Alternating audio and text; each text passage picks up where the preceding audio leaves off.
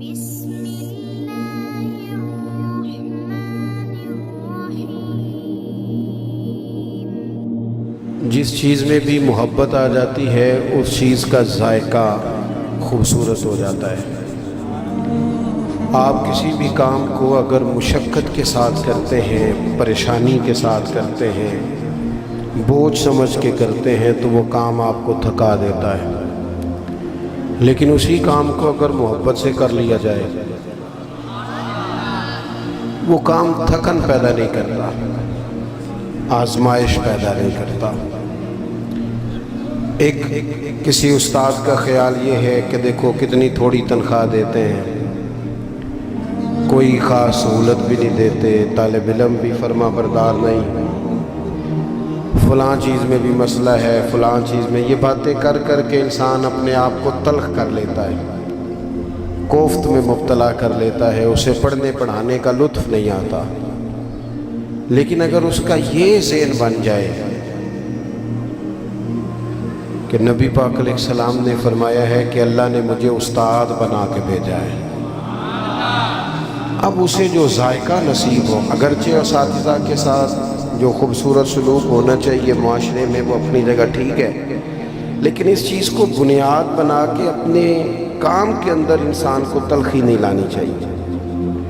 آپ جب بھی خیر کا رویہ کسی چیز کے ساتھ بھی اختیار کرتے ہیں، نیکی کرتے ہیں تو مشکلات تو آتی ہیں، اب اس مشکل کو بھی اگر آپ اپنے لیے باعث اجر سمجھ کر وقت گزاریں گے تو وہ چیز نفع دے گی۔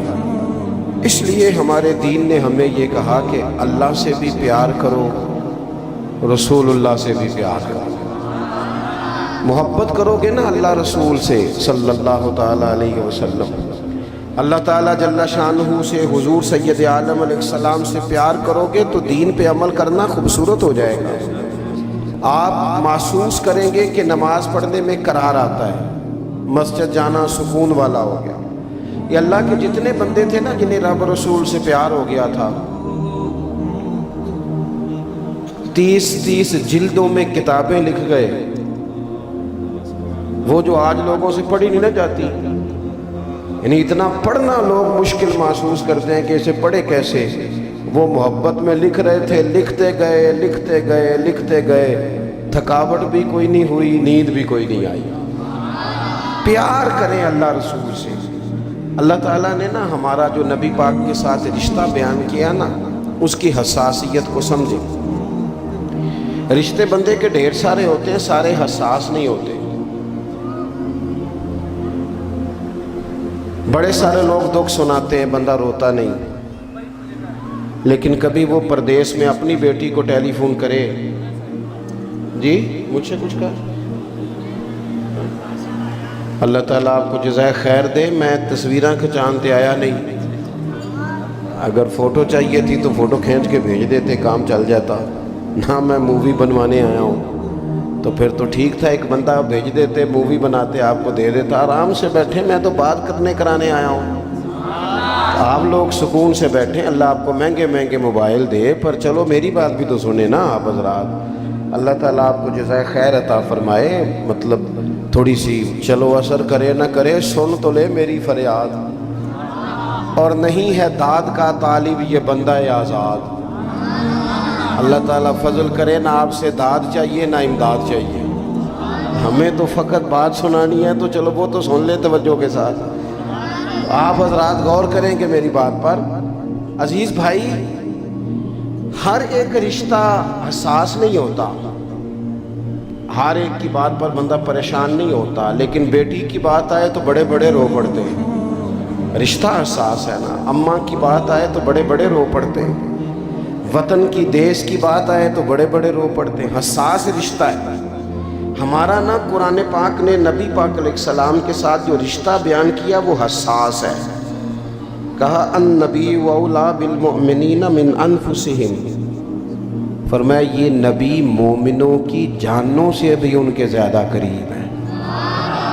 اس کی آپ حساسیت دیکھیں نا، یہ جو حضور کے نام پر آنسو آتے ہیں، یہ جو ان کے نام پر مر مٹنے کو جی چاہتا ہے، یہ جو انہی کے تصور میں جینے کو جی چاہتا ہے، انہی کی بات کرنے کو جی چاہتا ہے، انہی کی مالا جپنے کو جی چاہتا ہے، انہی کے تذکروں میں مر جانے کو جی چاہتا ہے، یہ جو جی چاہتا ہے نا کہ قبر میں بھی گئے ہیں تو مدینے والے آپ کی زیارت کے لیے آئے ہیں۔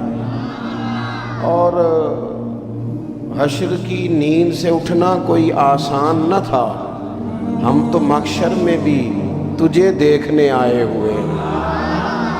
میدان محشر میں بھی وہاں وہ کسی نے کہا تھا نا، ہر نظر کانپ اٹھے گی محشر کے دن خوف سے، ہر کلیجہ دہل جائے گا، پھر اوڑھ کر کالی کملی وہ آ جائیں گے اور سارے محشر کا نقشہ ہی بدل جائے گا۔ تو حضور کے ساتھ رشتہ حساس ہے، امت کی تڑپ، امت کا پیار، ہمیں نا اس رشتے کو حساس کرنا چاہیے، اس کی حساسیت کو سمجھنا۔ حضور بھی امت کے ساتھ جو رشتہ رکھتے ہیں وہ حساس رکھتے ہیں۔ آپ کو درجنوں حدیثیں ملیں گی کتب احادیث میں، میرا اور آپ کا کسی کام کو جی چاہتا ہے نا، جی چاہتا ہے تو پھر وہ کام ہم چھوڑتے نہیں، جی تو چاہتا ہے۔ کسی کام کو دل کر رہا ہے تو پھر لوگ کسی کی پرواہ نہیں کرتے، وہ جو دل کرتا ہے وہی کرتے ہیں۔ اور آپ کو درجنوں حدیثیں ملیں گی، حضور فرماتے ہیں میرا دل کرتا تھا میں ہر وضو کے ساتھ مسواک ضروری قرار دے دوں، تمہیں تکلیف ہوگی لہٰذا میں یہ نہیں کرتا۔ فرمایا دل کرتا تھا امت پر تہجد کی نماز ضروری قرار دے دوں۔ معنی کیا ہے؟ حضور فرماتے ہیں دل کرتا تھا پر میں نے اپنی چاہت نہیں دیکھی، تمہاری نیند دیکھی ہے۔ اللہ کے محبوب فرماتے ہیں مصلی پہ کھڑا ہوتا ہوں، دل کرتا ہے لمبی نماز پڑھاؤں، لمبی اللہ کی نماز، لیکن کریم فرماتے ہیں کہ پیچھے سے کسی بچے کے رونے کی آواز آتی ہے، کسی کمزور کی آواز آ جاتی ہے تو میں رب کی نماز مختصر کر دیتا ہوں، امت کا خیال کرتا ہوں۔ قیامت کے دن اللہ تعالیٰ نبیوں کے لیے ممبر بچھائے گا، یہاں جن لوگوں کی سیٹیں لگی ہوئی ہوتی ہیں ان کو سیٹ کے بغیر بیٹھنا پڑ جائے وہ ناراض ہو جاتے ہیں۔ آپ وی آئی پی مہمانوں کو اسٹیج پہ نہ بٹھائیں تو ہو سکتا ہے شکوہ شروع ہو جائے کہ جناب دیکھو نا جی آپ نے تو عزت ہی نہیں دی۔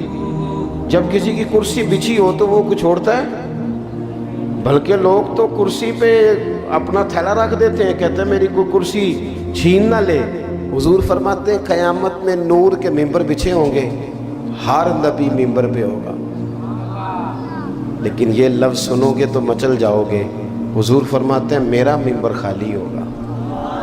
یا رسول اللہ جب نبیوں کے لیے نور کے ممبر بچھے تو آپ کا کیوں خالی ہے؟ رشتہ حساس ہے نا۔ تو حضور فرمانے لگے سب نبی ممبروں پہ بیٹھیں گے اور میں سجدے میں گر کے کہوں گا یا اللہ میری امت کو معاف کر دے، یا اللہ معاف فرما دے میری امت کو۔ معنی کیا ہے؟ اس موقع پر بھی یہ دیکھیں، آپ بات کو سمجھیں، کچھ رشتوں میں حساسیت ہے، امت کے ساتھ حضور کا رشتہ حساس ہے، اسی طرح پھر غلام بھی حضور کے ساتھ جو پیار کرتے ہیں وہ حساسیت